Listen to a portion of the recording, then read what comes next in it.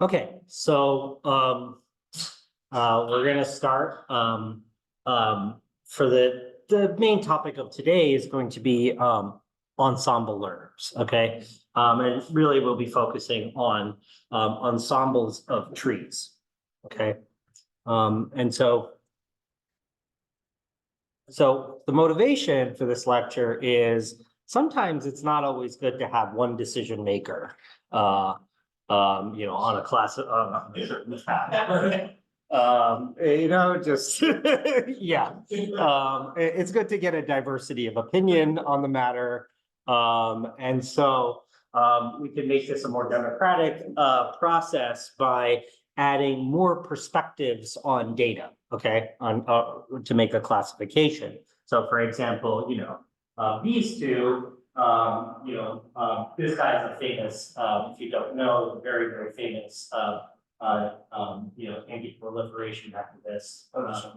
He was a physicist he actually created, he was the physicist who created Tsar Bomba, which is the big nuclear hydrogen bomb, and then realized that this is not good, and spent the rest of his life trying to not to proliferate it, and spent many years. Which one that has never been detonated? Not virus in Siberia and figured out like 60, like a radius of like what was it, like 30 miles or something? Yeah, but more importantly, and the radiation, and actually what the Soviets did was they tracked, well, Sakharov in particular realized that there was fallout, and fallout could actually travel very, very far. And that's when, anyway. So yeah, these two probably would, based on available evidence, they would say no. But Kitty, sometimes it's just good to push the button. So whatever. Yeah. Now, huh? Did he blow himself up? No, someone else. Yeah, he blew someone else. I don't know. Who knows? Maybe he was in his own level. Yeah, anyway. But the point is that this thinking is applicable to all models, okay? All models that we've seen up to this point. And it's particularly useful when your base model or your base classifier, your base decision maker is a decision tree or something fast, right? The idea is that, right, I mean, one of the deficiencies of trees, right, is that, and we'll talk about a lot of the deficiencies of trees in a second. I mean, we've talked about them before, we'll talk about them again. And the point is that ensemble learning can address many of these deficiencies, okay? Remember, with a decision tree, right, we were basically recursively making splits based on some kind of impurity metric, right, within a partition, right? Within the parent node, we would look and we would say, like what split, like take the optimal feature and make the split that, enhances impurity, right, or decreases impurity, right? Or increases information gain, right? And you keep splitting this until your leaf is pure, right? So again, something like this. One of the downsides of this, of course, is that there is a tendency to overfit at large max depth. And we saw this, right? At a high enough depth, we'll fit perfectly to the training set, but you'll get weird stuff, right? Like that, or that, like this region here, right? And so on and so forth, or this guy right here. This doesn't look right. And yeah, I just, as a function of tree depth, right? How it fits versus to the training versus to the validation or test set, where at some point it starts to overfit. Okay, this should all be familiar to you. The point being is that the decision tree is a high variance model. We need to address that in some way. Now, and we did address it to some degree, right? By reducing the depth, the max depth of our tree, right? But the problem that I think some of you have even encountered while doing your projects, right, is that you limit the max depth and you end up easily being in this terrible place where, yes, you're not overfitting anymore, but you're also not doing great on the train set either, right? You are underfitting as well, right? So, anyway, you're between a rock and a hard place, right? And so, there's not much you can do. And here's an example of some underfitting, but yeah. Okay. All right, now so the problem is that the bias variance problem is severe with decision trees, and it's very sensitive to tree depth, okay? Here's actually, I chose this also because so sometimes we think of decision trees just as classifiers. This is a useful case where you see it when using a decision tree as a regressor, okay? Where this is just an aside, but you guys can use decision trees as regressors as well, right? The idea is that the decision tree will basically do feature split. So here's some feature, right? And it'll split, it'll partition, and it'll say, hey, take the average of the target, right, within this feature, within, say, this feature span, right? And that's going to be the value, right? So what it does is it kind of oscillates this function in a sort of piecewise way, right? With this being a partition, like this blue curve, this is a partition, right? This is another partition, but you can see this value is the average in this partition here, and so on and so forth. Okay. Now you can see that when we overfit, right, to this data, like there's like noise on top of it. This looks like some kind of sinusoids, right? You can see that if you include too many splits, right, the max depth gets too high, right, then you can easily overfit to the train set. Okay, it's just I also want you to be able to like think about it in the context of regression. Okay, so again, the decision tree is not robust, and the criterion is hard. You choose a single feature that wins, and you split on that, right, within a given region. But the point is that, so this is a additional point, and this is one of the reasons why trees overfit, but also why they underfit as well, right? There may be many features in a region, right, that are important and should be factored in, right? The problem with the decision tree is it only takes one, right? And then after that, the split is made. That's it, right? And so maybe we want to factor in different features within a specific feature like partition, right, when making a split, right? But how do we do that, right? You can see here, I'm giving you an example of this, right? Like you can see here, and you can just look at this by looking carefully at the data, right? Like, how do I tell here, like I have 3 classes and I can make a classification, right? Based on Coleman length and Coleman depth, right? But like, if I look over here, or if I look over here, right? How do I know that that in determining kind of class, like the way classes are distributed, right, that both features are important? I might be important within the same region of feature space. Is there like something that keys me for that in the data? Just looking at it.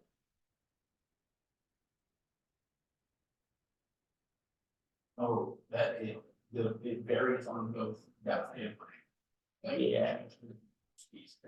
Subspecies. Exactly what Noah If it said. was a straight line or horizontally, vertically, then you know you want support. Exactly. So do you see that? Each of the classes here, right, are slanted, right? They're slanted, which means that actually that both Coleman length and Coleman depth matter, right? In terms of feature space, right? For making classifications, right? It's a natural, some kind of combination of both is actually the natural description, right? With which to make, to split on and make classifications. But unfortunately, the decision tree doesn't do that, right? And so you can see here, like right here, it just cuts it off, right? But you can see that actually right, based off of Kalman depth, right? But like, you can see here that actually it's more complicated, right? Like, there could be more points here that could legitimately come from the blue class, right? And you would only know that if you took factor both in some way and took both in. Does that make sense? Do you see that? Okay. So can we figure out a way in a split for a given subregion to factor in different features? Okay. And depending on the goal, it would be nice to do this without feature engineering or additional distributional assumptions, okay? By feature engineering, I mean, figuring out some combination, right? And actually like constructing a feature out of that, right? Like, yeah. Some weird interaction. Yeah, or some interaction term or something like that. Now, another final issue, I'm actually telling you all the issues before I tell you the solution, just so that you understand what is actually wrong with decision trees and also how a random forest addresses many different issues, right? So recursion, right? So basically, remember that we have our parent node, right? And then we make a split, okay? But remember, after we make the split based on a feature, both sides on either side of the split never see each other ever again, right? And decisions on one subdomain never affect the other subdomain and vice versa. But like, data may not be like that, right? And you may want to, right? Like it's more complicated, right? Like what happens in a subregion in another subregion, right, may have been important, right, in making a decision in another region. As an example, I kind of put something here. Don't worry too much about this decision tree. What I want you to focus on when looking at this is looking at kind of the way in which the decision boundaries have been made, particularly between orange, green, and black. Okay, so if you kind of look carefully, right, what the decision tree does is it decides to make a split and split this whole area into green, right? Based on the fact that there are just more green in maybe this partition right here, okay? But if you were to take a look at what happens inside of other regions, right? If you had the capacity to do that, right? You can't in a decision tree, right? It might look up above and say, oh, there's a lot of blacks up in here. Oh, there's a lot of blacks up in here. Maybe we should make this black, right? Like, but unfortunately you can't do that, right? So again, this is one of those things where, you run into trouble because of the recursive nature of things. Now, and so the idea is that by sampling or factoring different regions or maybe different splits, right? Like different split decisions, right? Maybe you could do better.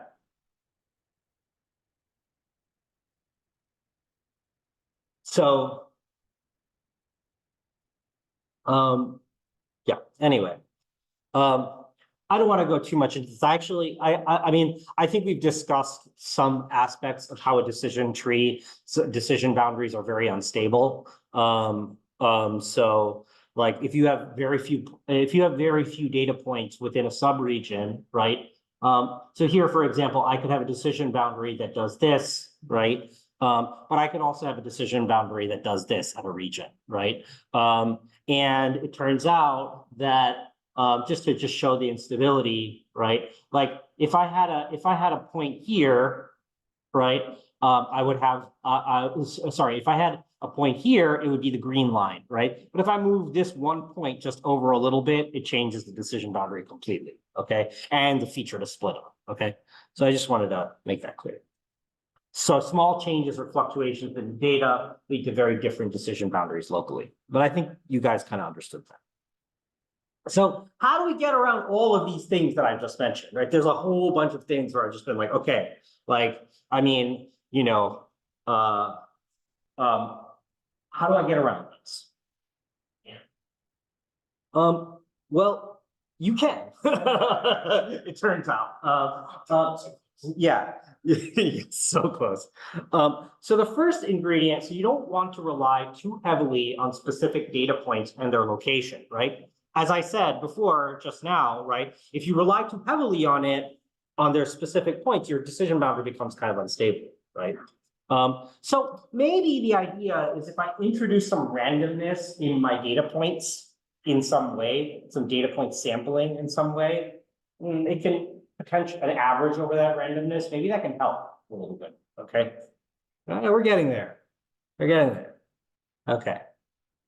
So now I've said a whole lot of things poo-pooing decision trees, right? But why use them at all, right? Then, besides obviously like they're easy to interpret and yada, yada, yada, right? It's because they're blindingly fast. They're extremely fast, okay? They're very, very, very, very, very, very, very, oh my God, they're very fast, okay? So, and so the point is that this recursion on binary trees and using kind of always splitting of the best feature, it really has good performance implications, right? So the point is that we want to keep this speed, right? And still use trees, but we also don't want the bad stuff.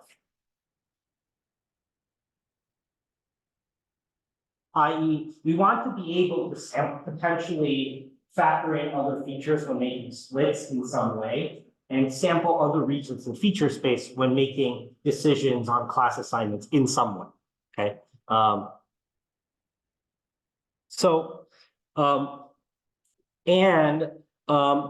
Right, learn from the idea is we want to learn from classifiers. So the first step is maybe you want to learn on from classifiers, right, decision tree classifiers, training on sort of different random realizations of the training set. And I'm going to be explicit about what this means in a second, right? But the point is that a set of given points, right, will have different weights and importances in each realization, okay? So you have your train set and you have data in your train set, right? Each train point, the idea is that in each realization, we'll weight it a little bit differently, right? Each of these things, and we'll learn over all of those different weighted sets.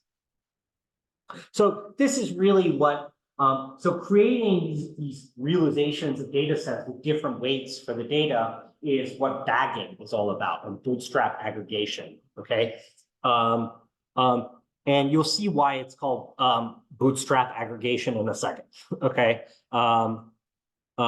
So a picture, I think, pretty much suffices to kind of describe what's going on here. So let's say I have my training data as a bunch of marbles, okay? And they're different color marbles. You can see that I've colored each training point individually, right? Okay. Now, when I do bagging, well, actually, first sampling, what I do is so the first step is to do sampling with replacement, okay? Now, I think I discussed sampling with replacement a little bit, but what sampling with replacement is that I have my marbles, right? And I'm allowed to I put them, after I pick them, I kind of figure out, okay, that I picked that one, and then I put it back in the bag so I can pick it again, right? Like that's the idea, okay? So then the idea is like, if I had n marbles differently colored, right? And I chose, or I sampled with replacement n times, right? Then I would, there is a probability that I get back the original data set, but most probably I don't, right? What I get is repeats, right? So I get this guy has pink, came up twice, okay? Then the blue came up 3 times, okay? And then I just had one little, yeah, teal, okay? Does that make sense for you? Cool, all right. So, and then we do this again, and we do this again. And now we have different realizations of the train set, right? And since, in essence, they are weighted, right? They're weighted by the number of times a particular data point appears, right? If a particular data point appears 5 times, it's, weighted more heavily than ones that are weighted once, okay? And so the idea is that then what we do is we take each of these weighted training sets that have been created by Boots. Actually, this process of sampling with replacement is called bootstrapping, okay? It's called bootstrapping because you're literally like taking the data you have and making new data sets out of it. And using that to estimate something. So it's almost like picking yourself up by your bootstraps, you know, which is that anyway. Okay. Yeah. Actually, bootstrapping is really cool. In general, it's not just bootstrapping and bagging. These are all general techniques, okay, for statistical estimators.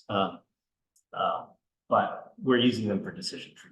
So, okay, so now what I'm gonna do is I'm taking each of these weighted data sets, okay? So this guy, this guy, this guy, and then I train decision tree classifiers, different ones on each of them. Okay, and so obviously, because the training sets are somewhat different, each of these decision trees are going to learn something somewhat different, right? What they're going to learn, certainly, especially what this kind of attacks the problem of unstable decision values, right? Because what ends up happening is that you kind of make it so that by relying on all of these different training sets, right, that are where the training data, each training point is weighted differently, you make it rely not exclusively on one training point for the decision value, right? Becomes more stable.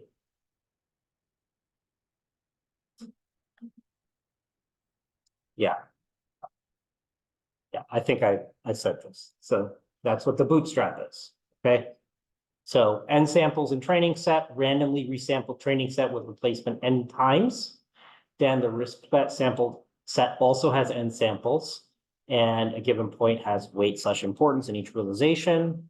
And then I'm just going to show you how bootstrapping, like, you know, what it might look like for those of you who are kind of still mystified by this process. You know, here's a NumPy array. This is like X and Y, okay? And now the idea is I'm going to bootstrap it. And so in order to bootstrap, what you can do is you can use the choice function here, like np.random.choice, okay? And in this part where you do the choice, you can say replace equals true.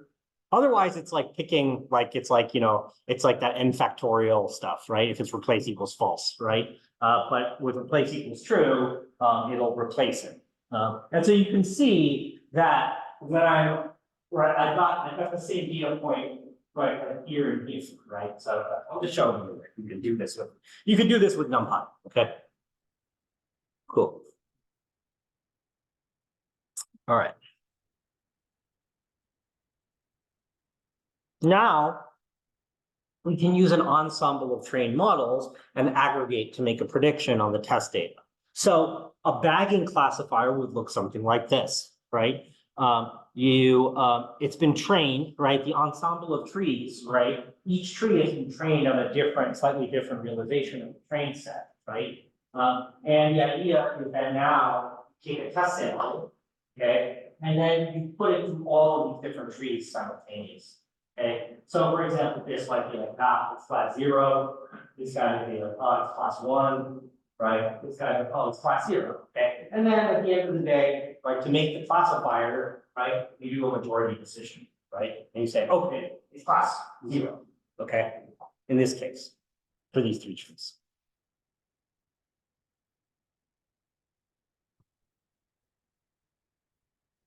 So, and in the context of regression, because we're at the point where I want you to also think about this in terms of regression as well.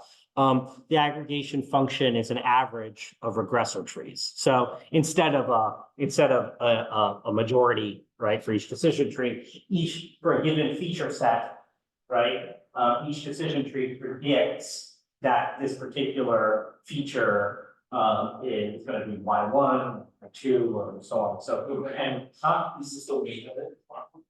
No, Y1 is what this decision tree predicts, right? Remember, it was trained on a different sample set, right? Like it was trained on a different weighted realization, right? Yeah. This is trained on a different rate of realization. So the point is that this guy, when you put in a feature, it'll predict, it belongs to a specific bin in feature space, which will predict specific Y value.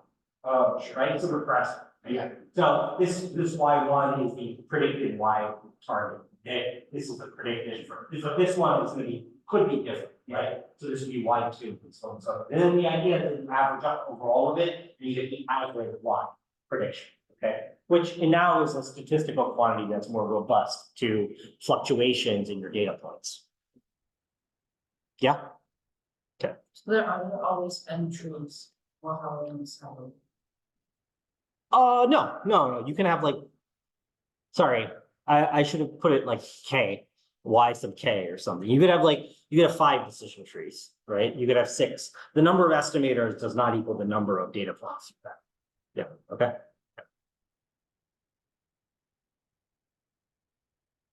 The concept of bagging of estimators is not just limited to trees. Like you could do a KNN and you can, and bagging, the bagging classifier will actually is a wrapper that allows you to put in any classifier in there. I don't recommend doing it with KNN, just because KNN is slow, and an ensemble of KNNs is even slower. So, yeah. So just for your, in order to implement a bagging classifier in scikit-learn is fairly straightforward. You just do from sklearn.ensemble import bagging classifier. Okay, that's it. And then if you wanted to do a bagging regressor, right, you would do .ensemble import bagging regressor. Okay, and it expects a regressor. And now when I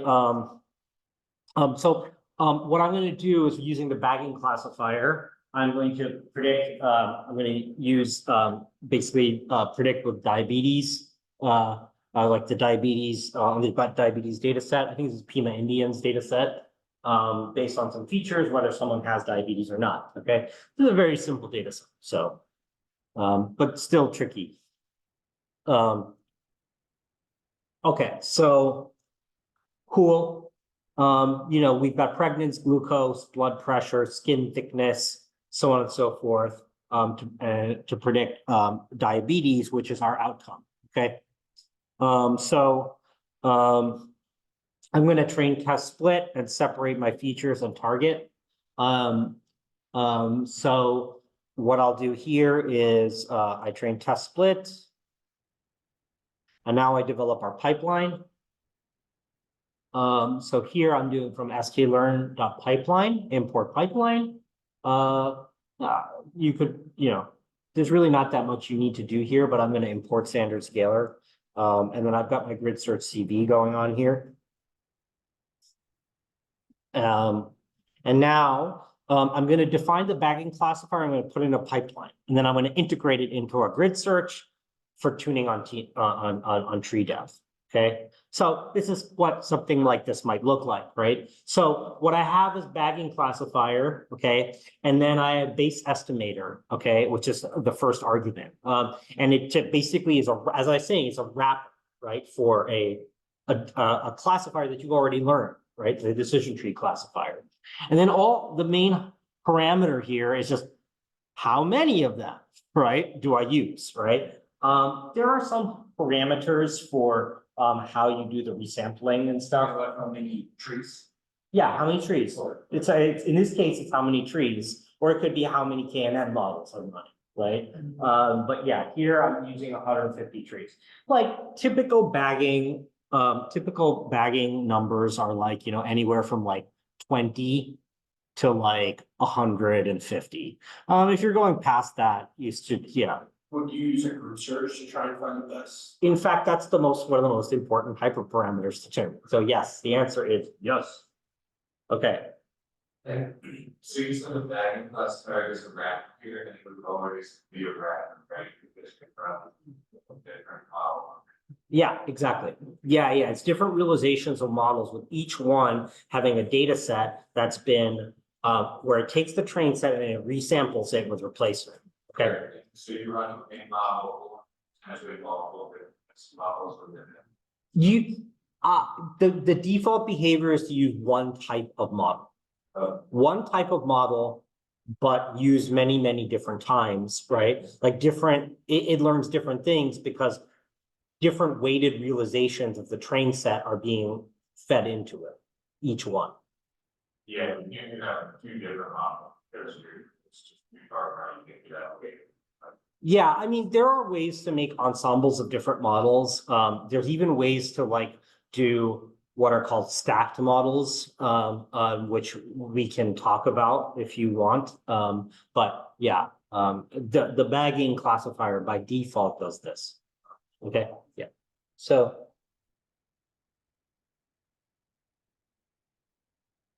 Okay, so the idea is that what we're gonna do is that we're gonna take, I'm putting this into a pipeline. Now, did I need to standard scale this? No. No. The answer was no. Yep, good. So I didn't need to, but I did. Okay, so yeah, I just, yeah, exactly. So here I have a standard scalar, okay? But any transformer, so I create my steps. This is basically my steps, right? And then I pass it to my model estimator. It's my final step. And in this case, I'm making my bag decision, my bagging classifier with 150 estimators, right? Be my final step, okay? Now, this is fun. Because now what I'm doing is this is fun because so in order to address the hyperparameter, so when doing grid search, remember the underscore stuff? Yeah, okay. So first I select model, right? Then I do underscore, right? Now the model here is actually a bagging classifier, right? So it's actually a wrapped model inside of models inside of a model, right? So what I want to do is I want to get, so the base estimator is this decision tree classifier. So if I do underscore, I do base estimator, right? And then if I do underscore again, it gets me to the hyperparameter levels of the base classifier that I'm using, which in this case, I could do max depth, I could use min sample split, whatever, right? But the idea is, it's actually very logically constructed, right? It's just like go one layer, one level, okay? So now, after two of these underscores, we're at the parameter level for this base estimate. And now, I'm changing the max depth, okay, from 4, so this is going to be 4, 8, blah, blah, blah, 28. Now, if I also wanted to do something, again, if I wanted to do something fun, and actually generally one of the most important ones, right, is to tune the number of estimators, right? So how would I do that, actually? Anybody but you.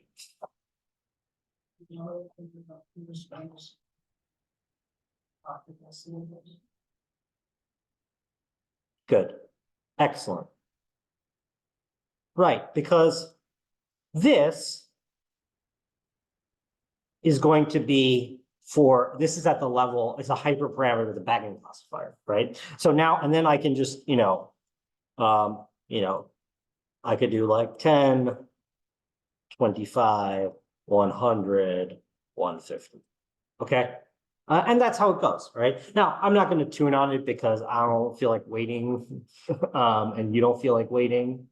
Yeah. Well, so if we have both in the parameter, in our grid, if we have this model n estimator for both of these, and we also have it declared up there, It'll override it. It'll override. Yeah, it'll always override it. Yeah, it'll only use it when it needs to use it. Yeah. I mean, it'll only use it if it hasn't because remember, so what's happening under the hood is that basically the grid search CV has uses the base. Remember the base estimator class in scikit-learn? Yeah. Yeah. So it'll use get params. It'll use get params and set params. So that's actually how it works underneath. It's using the base class. Yeah. Okay, so, yeah, cool. But yeah, if I get rid of this, it'll default to 150 estimators because I said it, I declared it there. Okay, cool. All right, let's do, well, I did it already, so I'm not gonna. So I fit X train, Y train, right, with my grid search. And it's nice, it uses the pipeline, right, it basically uses this entire, the estimator here is the entire pipeline. So it scales, fit transforms, right, as it should, right? And then actually takes a bagging classifier, right, and fits on that, right? Then it runs a fivefold cross validation without data leakage.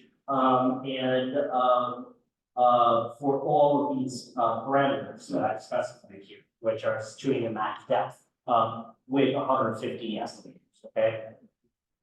Since I didn't get to do this lecture, I'll just say, yeah, cool. You know, like, it's much nicer than what we would have before. Leave that comment there after the MPA. So will be. Oh, it won't, yeah, it definitely won't work. If I, yeah. So it'll be expected number. Yeah, that's good. Okay, cool. All right, now, if I get my model and its accuracy, balanced accuracy, so here it's saying, hey, max depth 12 is the best. Okay, great, like, you know, sure, okay. And then the best score for the accuracy that I got was 0.7699. Okay. Not bad, but again, you know, you don't know whether it's doing well or not, until, but, you know, I can take a look at the CV dot results of the cross validation, CV underscore results underscore, and kind of look at what, I can take a look at what, basically based off of the parameters, okay, I can look at what the mean test scores were, okay? I'm getting another max step, what do you think is probably? Huh? I'm getting another max step as base estimator, the best estimator. What do you Yeah, think? it could be, remember, there's like some randomness, right? That's involved when doing, I mean, you would need to set the random state. And then it'll be consistent every time for you. There's randomness in the way that the bagging estimator resamples things, right? Okay, So, does a random state go inside bagging classifier? yes, and actually, I mean, you can see that this is not surprising that it found something different. Like, are these meaningfully different?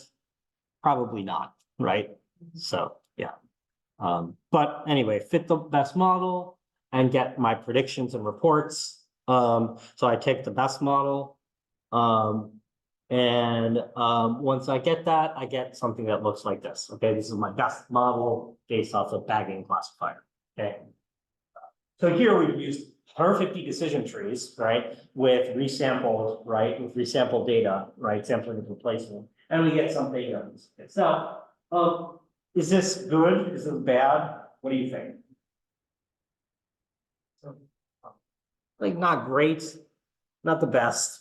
This is pretty bad, this recall, I would say, not amazing. So maybe we can do some things to improve it, right? By the way, like, but just by looking at this, what, like, I mean, I want you guys to kind of think about what might be an issue here. Just looking at this. Percent of the time that's not gonna identify someone with diabetes, we actually have it. Class imbalance. I mean, I was looking for the reason behind the reason. Yeah, but yes, it's not good. And yes, for the reason you said, and also, class imbalance could be an issue. Where I'm not gonna address class imbalance here, but like, I invite you to take this lecture, do some smoting, see what happens, okay? I'm gonna address things in a different way, okay? And see if I can do any better. Maybe I can, but so is bagging better than a baseline decision tree over the same range of tree depth?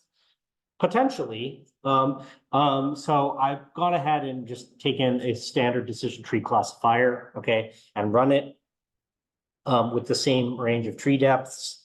And it's saying max depth of 8, okay, best score is 73, so that's a little worse, okay. Maybe that's actually a significant difference.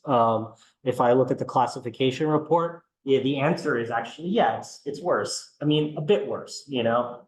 Is it like profoundly worse? I mean, no, both are not good, but it's definitely worse, okay? And I think we can see that. This gets to the larger point, which is that bagging by itself can improve the results of a single decision tree, right? By making it robust to data fluctuations, like training point fluctuations.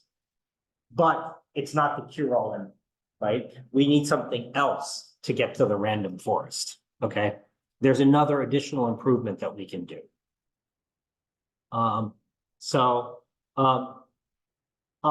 you'll see this, right? In many cases, improvements on bagging alone will not be enough, right? Or will not be significant enough to justify using 150 estimators. Okay. And the issue has to do with the fact that, yes, you've made things stable to like training point fluctuations, right? But you haven't really been able to capture enough of that feature space. Remember, I was talking about how, you know, right, like different parts of feature space, like the classification may depend on different aspects of the features, right? Like two features simultaneously, that kind of thing, right? So we haven't been able to do that, right? It doesn't address.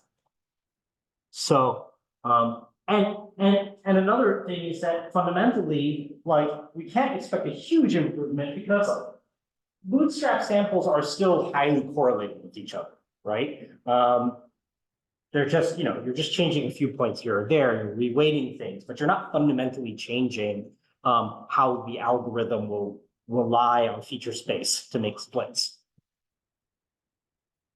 So the final ingredient, the final set of strategies, so the first of those are we want to effectively factor in other features when making splits. And we want to sample other regions of feature space when making decisions on class assignment. And in a sense, we can do this effectively by considering within each, we're still going to be using an ensemble of trees, but the idea is that we can affect, and I'll show you how, but effectively you can do this by considering on each split, when you're making a split, you consider only a random subset of features within each split, okay, on which to optimize on. Sort of like presents the trade with like an option of features like from it, it says maybe that's in B. Of these, right? But then what happens is that you do this for each decision tree and each node will have a different set of features that it's split on. Does it give it the option of features for each tree or each node? You can do it each node. Yeah, in That- each node. Yeah. Each That node. is one of them more effective than the other? Yes, definitely doing it at each node. And it's by default. Yeah, it does that. By default, it does this.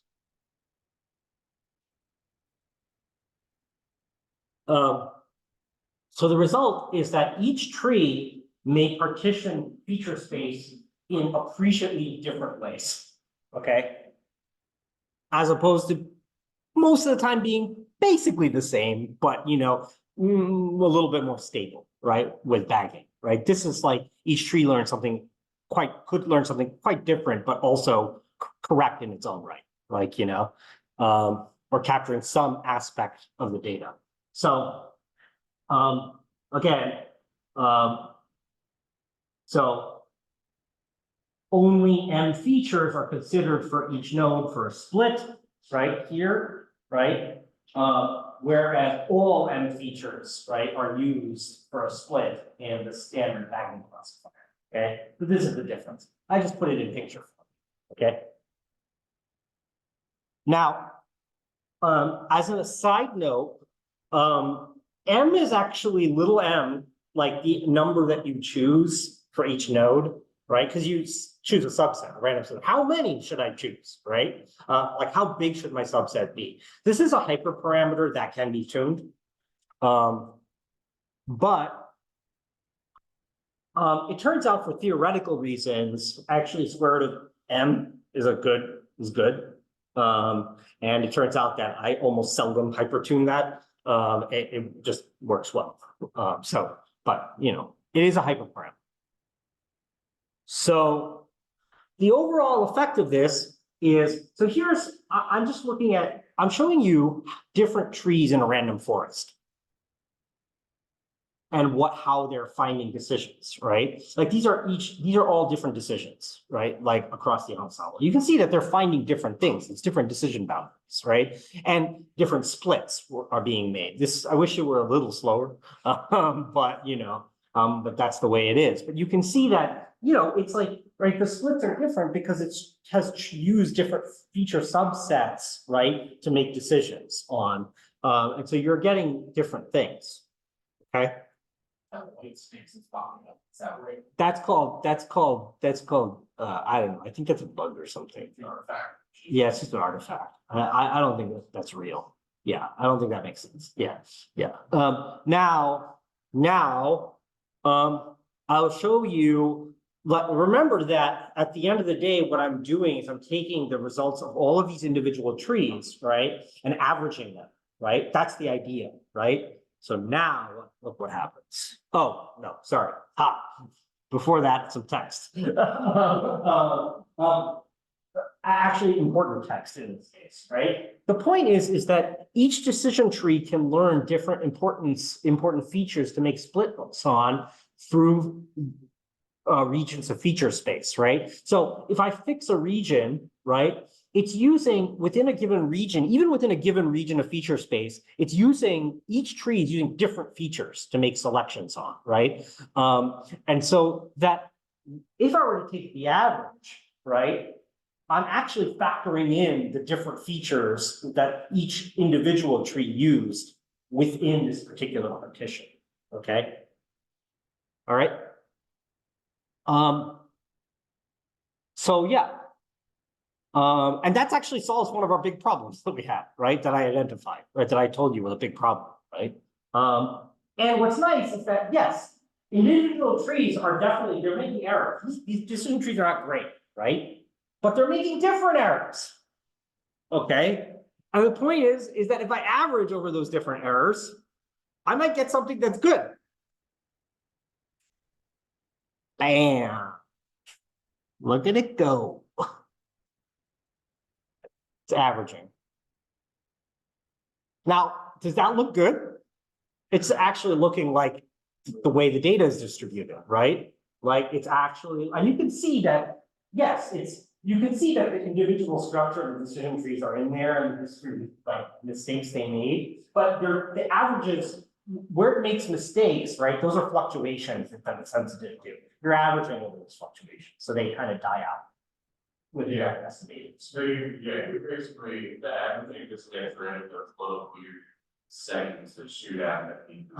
Yeah. So it averages over those non-robust things, but it also, as I was saying before, it also learns because of the different trees using different features, right? It learns to use the different features within a given space effectively. Okay. Yeah. So does this then assign a, like to each of these like little like squares, does it assign a probability distribution? Yeah, that's absolutely what it is. In fact, what you can do is you can literally assign probabilities now, right? Based on how many times, right, did out of the fraction of estimators that I have, right, how many times was it blue versus red, right? And I assign a probability. Yeah, that's exactly right. In fact, that's what I say, right? Okay. And you're starting to see now that with feature subset sampling, you can learn more complex boundaries and basically it smoothens these complex boundaries, right? And gives you a good estimate of also your uncertainty, i.e. the probabilities, okay? Okay, so that's random forest classifier in a nutshell, okay? In order to use it, really easy. From sklearn.ensemble, import random forest classifier, okay? And you can use it out of the box, just, so here I have n estimators equals 100. So here I'm averaging over 100 trees, right? By default, it uses square root of m, the number of features, so it detects how many features you have. It takes the square root of those number of features and uses those number of features to subset on each node, okay? And then, you know, I can fit that. So I fit, and I predict. And out of the box, well, is it doing better or worse? That recall. Really nasty, not good, right? Again, this could be due to overfitting issues, but you can see that actually, at least on class 0, it's definitely doing better, right? You're getting 92% recall on that, right? And even your precision has a bump up. Now, there may be a trade-off between precision and recall here on class 1, but you know. Okay, so that's just out of the box. I didn't do any tuning though, right? That's the point. Random forest, need to tune that. You need to tune it. Okay, so you should tune the model and understand relevant hyperparameters. I mean, yes, it's better than bagging. It's better, quote unquote. It's, you know, it's, but you need to understand relevant hyperparameters. And so again, these are your relevant hyperparameters, right? And estimators, max features, right? So max features is the number of features for randomly sampling each node for evaluating split criteria, okay? Max tree depth is another one, right? All of the so all of the decision tree parameters, hyperparameters are also hyperparameters of the random forest class. You need to tune them, okay? Just like you did with the decision tree. Okay.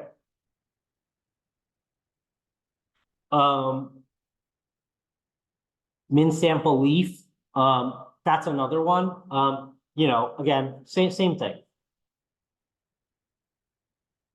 I put some hyperparameter tuning ranges in here. I'll actually create a table for you guys that for like useful numbers to use, and depending on whether you have a small, a medium, or a large data set, okay, at some point. Yeah, I've already described all of this. You can also, again, change your objective functions, right? Gini or entropy, again, same idea. So if I do a grid search, I'm not gonna like run this. I think I've already run it, but like, you know, I'm basically going over an estimator, so 50, 100, 200, 500 is generally a lot, but you know, yeah. But I did it. And then min sample leaf, which is 1, 3, 5, and 7.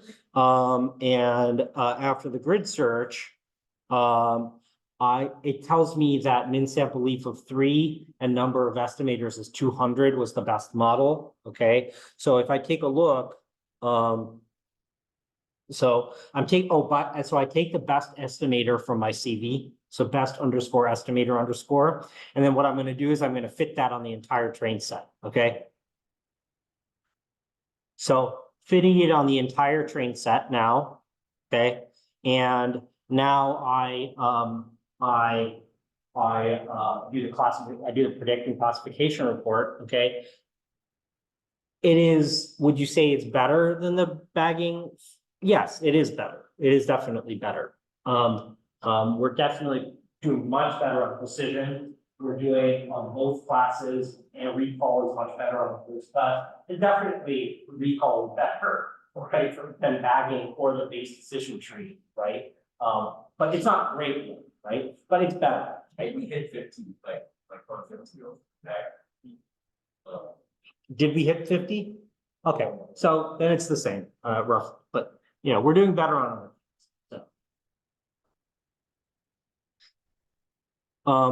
So I think there are two things you can think about here, right? How do I improve performance, right? One thing I might think about is, well, the obvious one, given what Sunny said, which is like start playing around with like dealing with the class imbalance. In fact, that would be the first lever I would probably start after this point, right?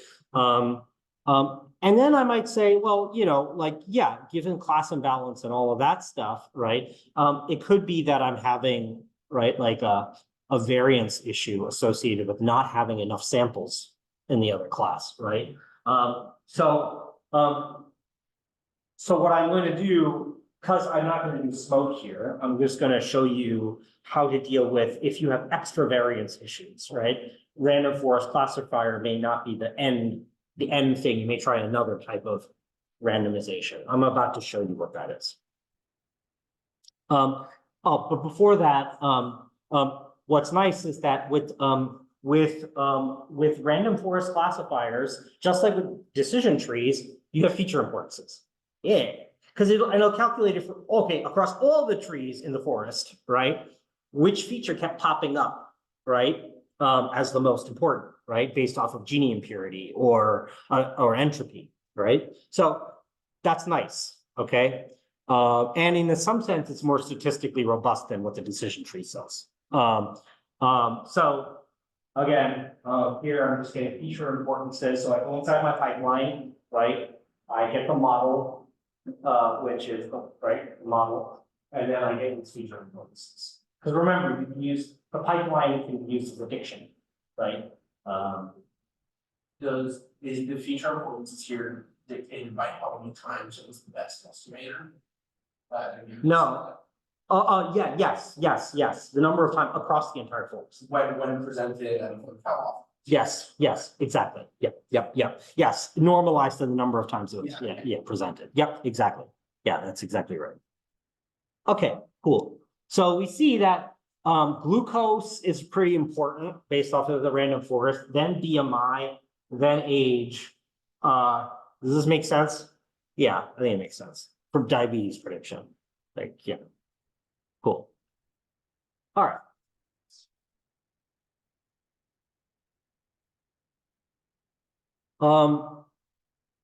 Yeah.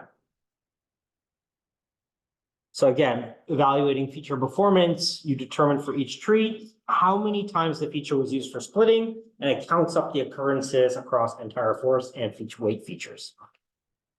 Okay, now, as I was saying, you might have issues with, you may suspect, you know, I think it's really still, it's like there's some aspects of this where I'm still having a variance issue, right? Like particularly maybe on the minority class, right? You know, so what do I do, right? You can add extra randomization, it turns out, okay? And there's one last layer of randomization, and that's what extremely randomized trees does, or extra trees, okay? It also makes things faster, so and I'll show you why. The point is you might want to do more randomization, and one way to do that is remember how a decision tree works. So a decision tree at each split, it takes the optimal, right, out of the features that are presented to it, right, or whatever, it takes the feature that optimally splits, right, like that optimizes the information gain, right? That means that what it has to do is it basically, in that partition, it divvies up feature space in kind of a grid, right? And figures it out, right? Like it calculates it, right? It has to sample each of the points, right? And it chooses some number to sample to get the best. Now, that can take some time, right? And especially when you have lots of estimators, right? Like 150 or more, right? That can be kind of annoying, right? And sometimes maybe the best is like, maybe we want to, in order to make us robust to overfitting on the training set, maybe the best is not always the best, right? Maybe introducing some extra like randomness, by not choosing the best every time on a split in a partition might help us, okay? So what we can do is that so we have sampling of data, we have sampling of features. This is all from the random forest. So this stuff is from random forest. So this is bagging, right? This comes from bagging. and is present, this is present within the random forest, okay? This is also present within the random forest, okay, but not with bagging. Okay. This, however, is the final step, right? Where I don't choose the best. Sorry. Instead of choosing the optimal split, what I do is I randomly sample. I choose random, I have a random, instead of creating a grid, I randomly sample the space within the partition, points within the partition. And then what I do is I evaluate which of those random points are the best place for a split, right? Over the features that I'm considering. So I'm not considering all like a grid of points. I'm just choosing a smaller sampling. You look perplexed. Yeah, I'm sorry, I don't really get what that means. Okay, so instead of, the best way to think about it is this. I mean, visually. Sorry, guys online. Okay,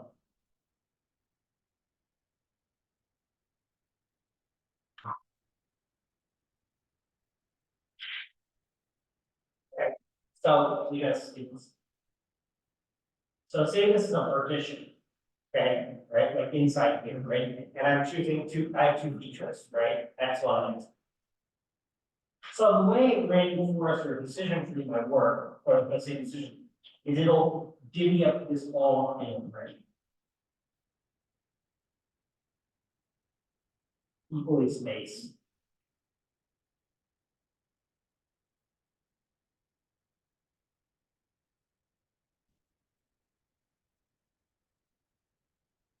And what it does is it samples the information gained across all of these points for each of these two features.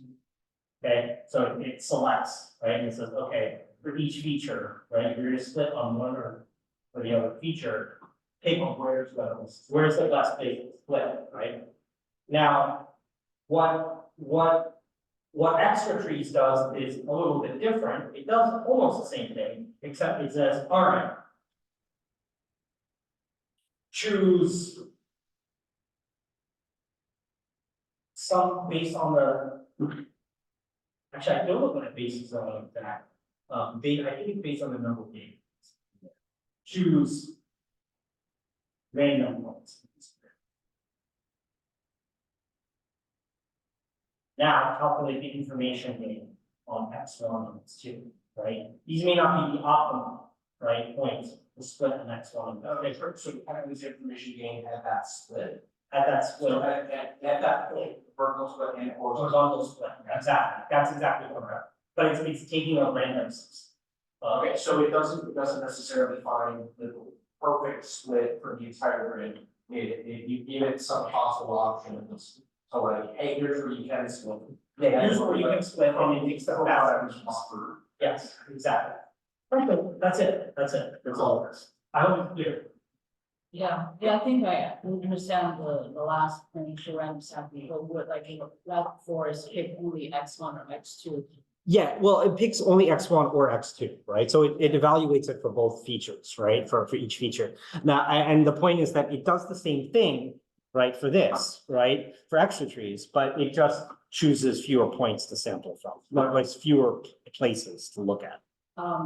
Well, I'm trying to the step where like they sample random feature, but it would like random choose either X1 or X2, not evaluating both. No, it'll evaluate both, right? It'll evaluate whatever features are presented. It's just using, right? It's just, so for a given node, there's a certain subset of features that it can choose from, right? But what I'm talking about right now, the third extra randomization comes from basically from not optimizing perfectly, right? Assuming the random feature that it chose already has its own. Yeah. So yeah, exactly. So X1 and X2 are already features that were randomly chosen at that node. Then instead of optimizing on that partition for X1 and X2, it chooses a random set and says which one's the best. Okay, yeah. Yeah, so now you have three levels of randomization, okay? Okay, so random selection of partitioning as well based off of sampling statistics. How does this work when it's comparing forward-looking features? Like, like, what level do you want me to answer that question at? Oh, well, we can talk about that. Yeah, I think that's probably best, yeah. So compare typical effects. So here's like a visualization of typical differences, okay? So here's a base decision tree, okay, off of like 3 different data sets, all right? Like, you can see there's like various degrees of mixing going on, okay? So you can see here, right, like red and yellow are mixed heavily, though there's a region of red right here, okay? But because there's like yellow in here, right, it's overfitting. The decision tree is clearly overfitting. It's having problems with this, okay? On the other hand, the random forest, right, it assigns certain certainties, right? That sort of makes sense, right? Like this region is more red, but there's some yellow up in there, you know? This is more yellow, but there's some red up in here. What's a little weird, however, is that because of kind of the amount of samples you have, right? You're getting these weird striation marks here, right? Of red. Does this like actually reflect probabilities, real probabilities in the statistics of the data? I don't think so, right? Like, you know, like that's weird, right? So it turns out that by adding that extra layer of randomization, you get what Extra Trees provides, which is that it smooths out that weird stuff. Okay, it smooths out the sort of these like sampling statistics issues, because instead of optimizing exactly because that red point is there, right? It does it's not allowed to do that. It's not allowed to optimize to that point, which is obviously a training data artifact, right? Not, well, yeah. Okay, does that make sense? Yeah. So these look quite nice, actually, right? This looks like it makes sense. The same for this and the same for this, okay? Cool. So it's very good for variance issues, okay? And let's try it.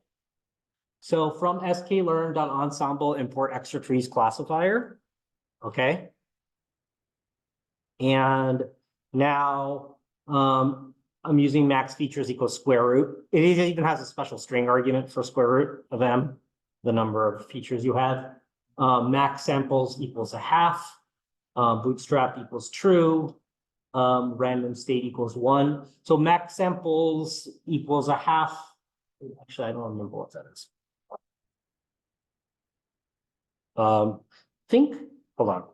Actually, I should think max samples equals 1/2 has something to do with it's the sampling that's used on the decision on the Extra Trees classifier, like how many like samples it's allowed to take. Like, but let me just honestly, I forget, so I should look it up. Just give me a second.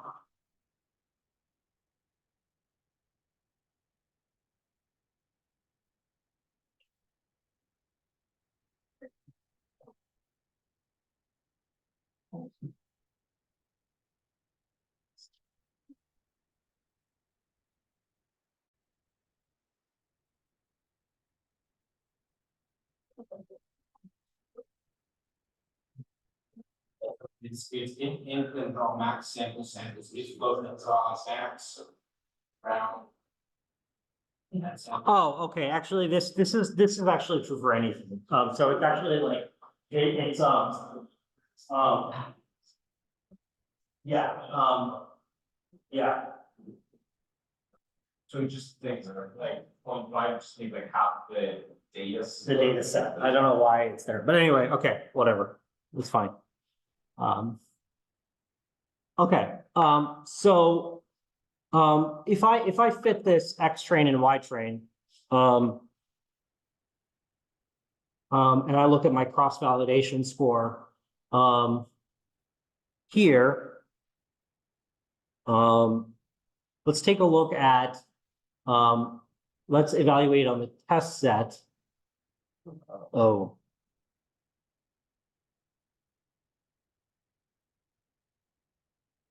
Yeah, I should probably tune this properly. Anyway, like.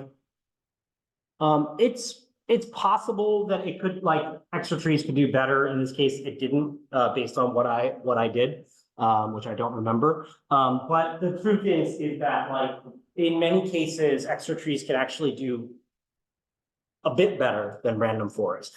So I think the point, and I think you guys all realize it by now, is that really you have to try things out. Like, you know, like for a given data set, like no one of them is going to be the best. But generally speaking, I can say that random forest and extra trees will generally outperform a single decision tree. I say that controversially because some people might argue with me, but you know, in general, you'll be less susceptible to variance issues. Okay, so. So yeah, sometimes the extra randomization can do even better when suffering from variance issues. What's nice about extra trees though, is that it's also really, really fast because it's not finding the exact optimal split. It actually can do, it can be much, much faster. So when you're doing hyperparameter tuning with GridSearch CV, using extra trees might actually be like a nice way to go just because it's so fast. Compared to a random forest. Okay, so with that, I think I'm gonna end this lecture. Are there any questions on kind of how this works? Is the max sample value addressing the last like layer of randomization? The Yeah. random selection? You know, I don't know. I have to like look at this. I don't think I'd ever. I'm gonna figure this out. Like, but yeah. Yeah, and in fact, this wasn't even tuned properly, so I'll tune this. What I'm gonna do in a little bit is I'm gonna re-upload this where I've tuned this properly, so that you can see, okay, on your lectures. Okay, cool. All right. Okay. Sorry, should have asked that question after. Yeah. No, I mean, the truth is that I didn't tune extra trees classifier properly. Yeah. So let's see what happens. Maybe it's better. Yeah.